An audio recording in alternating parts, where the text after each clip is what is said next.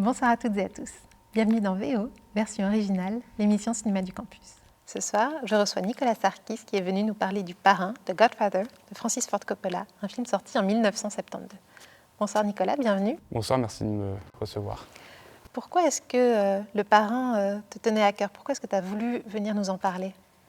Le Parrain me tient à cœur parce que dans toute la carrière de Marlon Brando, c'est pour moi le summum de sa carrière, le Parrain. C'est vraiment le Marlon Brando qui s'impose, c'est le Marlon Brando qui est vieux, mais en même temps il reste toujours, il a toujours son charisme qui ressort. Donc c'est pour ça que je choisis de défendre ce film. Voilà.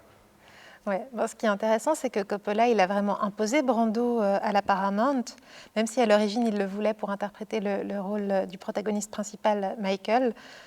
Finalement, Brando, il a lu le script et il a voulu auditionner pour le rôle de Don Vito Corleone.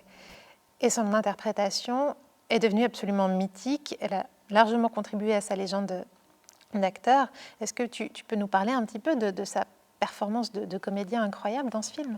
Eh ben, pour avoir le rôle de Vito Corleone, Marlon Brando, lors de son audition, il a mis des morceaux de caoutchouc dans sa bouche pour avoir l'air plus vieux. Et cette audition, elle a plu d'une part à Coppola, le réalisateur, et aussi au producteur de la Paramount.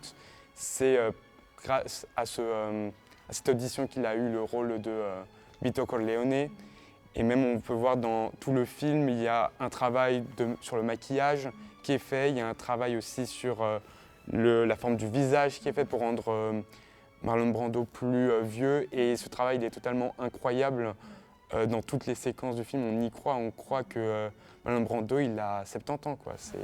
C'est incroyable. Après, ça contribue aussi à diversifier sa filmographie. Avant, il jouait il avait des rôles plus jeunes, plus mâles, imposants. Là, il a un rôle plus vieux, c'est juste très très beau. Godfather.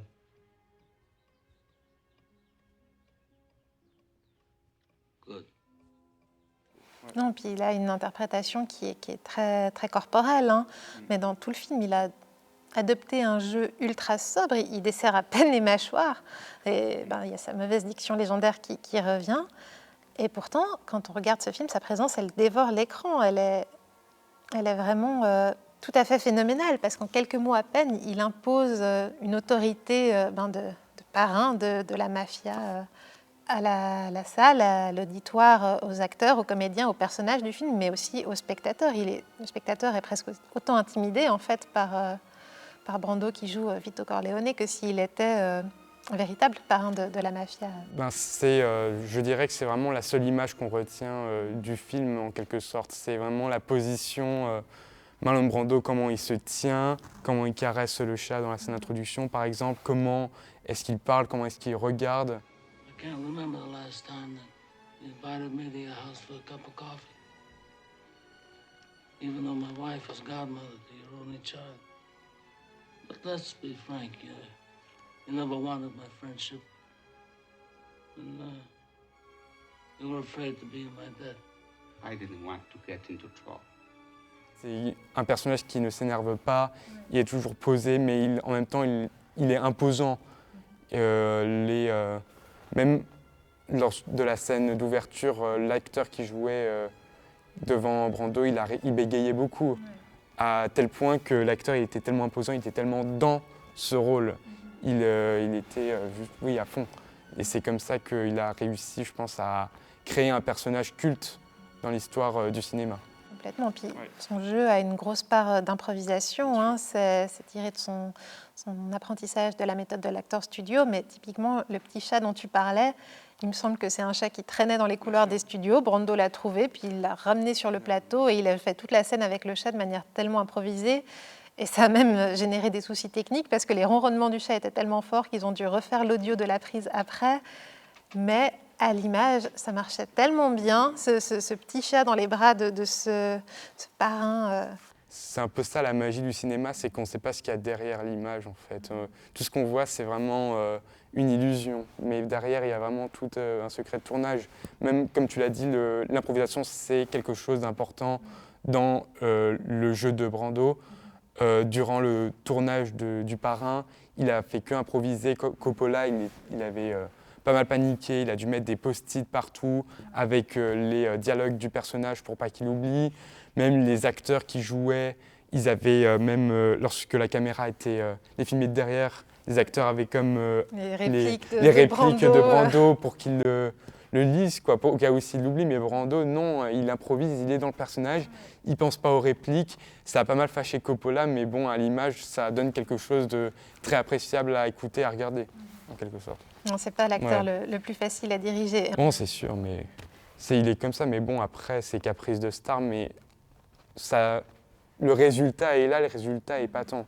Oui, Après, puis c'est un film qui est tellement devenu légendaire. Il me semble qu'avant qu'il sorte, il y a les mafieux, les milieux mafieux qui ont protesté contre ce film, qui ne voulaient pas qu'il se tourne. Et finalement, dès que le film est sorti en salle, ça leur a tellement plu qu'ils se sont mis à imiter Brando. Brando qui joue un mafieux et les mafieux qui se mettent à jouer du Brando dans Le Parrain. Ça a tellement laissé une empreinte incroyable. Et encore aujourd'hui, c'est un film qui est tout en haut des plus grands classements de films de tous les temps. C'est aussi un film qui parle un peu d'ambition, de devoir filial. Et en sous-texte, tu as quelques réflexions sur des sujets un petit peu plus engagés, notamment l'intégration des étrangers, pour le coup, d'origine italienne, dans la société américaine. Est-ce que pour toi, ça jouait un peu, ça résonnait avec les engagements politiques et militants de Brando ? Totalement, moi je pense Brando c'est quelqu'un qui a beaucoup milité pour les droits civiques, il a contribué financièrement aux Black Panthers, il a aussi contribué à une association de Martin Luther King dans les années 60. Même aussi, fun fact très intéressant, il a reçu l'Oscar du meilleur acteur en 1973, Oscar, voilà, Oscar qu'il a refusé, et sur le coup il a envoyé une Amérindienne envoyer un message à l'Académie des Oscars pour lui dire qu'il refusait l'Oscar, pour protester aussi contre le sort réservé aux personnes amérindiennes dans l'industrie de Hollywood. Donc c'est quelqu'un qui aussi est très engagé, on le voit dans toute sa vie, il a vraiment lutté aussi pour les droits civiques. Et ce film un peu lui a permis de continuer à poursuivre ses engagements devant la caméra d'une autre manière. Est-ce que tu as une dernière chose à ajouter sur ce film ? Alors, je trouve Le Parrain, en dehors aussi de la prestation de Brando, c'est aussi le point de départ d'une série de films qui sont très connus. On pense par exemple au film de gangster de Scorsese qui se sont inspirés du Parrain. Donc, je pense que Le Parrain, c'est vraiment le point de départ de tout un genre cinématographique. Et c'est grâce à, d'une part Coppola, mais aussi Brando, qui sont les précurseurs en fait, de ce genre. Oui, très bien. Merci beaucoup, Nicolas. Merci à toi.